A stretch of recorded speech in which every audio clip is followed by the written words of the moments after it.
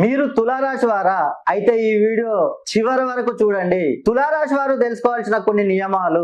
First, మీరు ఇంటికి మొదటి తృతీయ సంతానమై ఉండరాదు. మీ ఇంట్లో చూడండి, మీరు మీ తండ్రి గారికి ఒకటవ సంతానమా లేదా తృతీయ సంతానమా? తులారాశి వారు అలా అయి ఉండరాదు. రెండో point, me date of birth లో 3 ఒకట్లు గాని 3 మూళ్ళు గాని ఉండరాదు. థర్డ్ పాయింట్, మీరు తూర్పు దిక్కున నివసించరాదు. మీరు ఒకవేళ ఇల్లు కట్టుకున్నారనుకోండి కొత్తగా, తూర్పు దిక్కున మాత్రం మీరు మీ తులారాశి వారు ఉండరాదు. ఒకవేళ మీరు రెంటుకున్నా కూడా తూర్పు దిక్కున ఉండరాదు. మీకు చాలా నష్టాలు.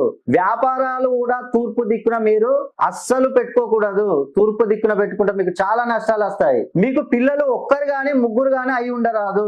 అదే విధంగా మీరు ఈ తులారాశి వారు 1, 10, 19, 28, 3, 12, 21, 30 తేదీలలో జన్మించరాదు.